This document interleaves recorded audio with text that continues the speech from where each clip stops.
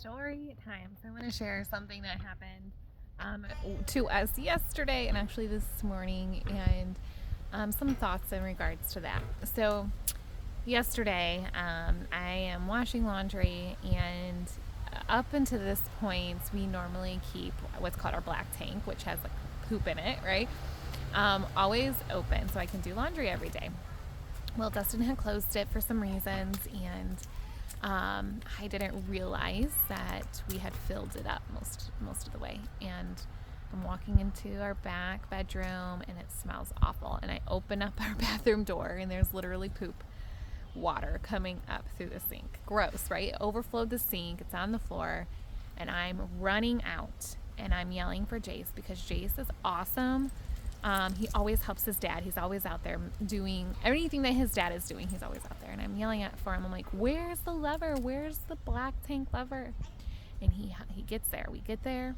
And he shows me. And I'm pulling it. And it is hard. And he's like, Mom, you have to pull hard. And I'm like, I'm scared. I don't want to break it. And that fear, and I was doubting him. Like, I didn't want to break this poop tank. I didn't want to break the lever and it'd be even worse. And I was scared. And he goes, Mom, trust me, you have to pull hard. So I pulled hard. Everything goes down. And of course, I spend the morning cleaning up a gross bathroom. Okay. So then, it was yesterday. And Jace proved to me that he knew what he was talking about yesterday, right? And so this morning, we're in the front bathroom, and I happened to go in there and flush the toilets, and here it comes up our toilet. There's poop water coming up our toilet. Different tanks, right? I'm like, can this be happening? So I remember Dustin telling me he wanted to see how long we could go without dumping it. And so I rush outside and I call Jace, come on, Jace, I need your help. And now we're in a different part of the camper, and he's telling me, Mom, you have to close the gray tank first. We have to push this in. And he's struggling. He's pushing it hard. And look, the doubt and the fear crept into my brain. And I'm like, don't push so hard, Jace. I don't want it to be broken. He goes, Mom, it's hard. You have to pull or push hard. So he pushes hard, and here we go. We're trying to pull that black tank. And he is telling me, Mom, you have to pull hard. And I didn't want that lever to break. That fear and that doubt was creeping in. And I finally pulled it out, and it worked. The lever pulled, and it started to drain. And after we're going through all this process, the next thing, Mom, we have to clean out that poop tank. We have to move this hose to the next hose. What happened?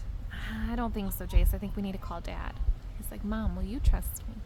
Will you trust me?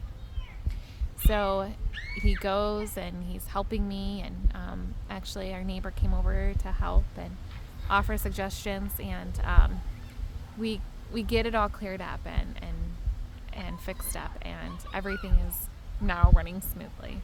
And I couldn't help but think about my 9-year-old son, and he knew what he was talking about, and I was questioning him. I was doubting, because there was this fear that if we did something wrong, the mess would be even worse than what it already was.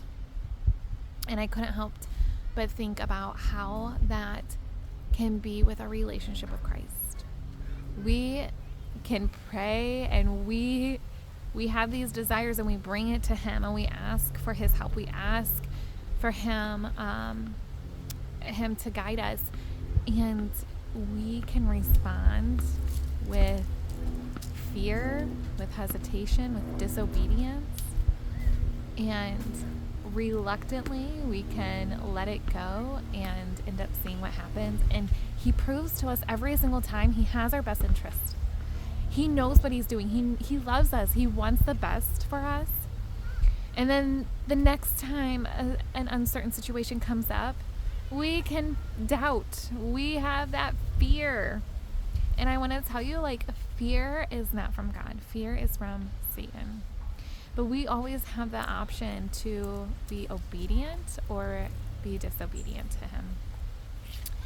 And it's what we choose. And the more we're obedient to Him, the more we are praying and we're listening for His words and His guidance, the easier it becomes. The more distinguished His voice is, the easier it's going to be reliant. And every time you feel that anxiousness, that fear, that worry, just know it's not from Christ. When you're obedient, you have that sense of relief, that sense of it's working. It's going to be okay. There might be some mess that you have to clean up. It might take some time. But ultimately, He is the truth, and He will guide your life if you let Him.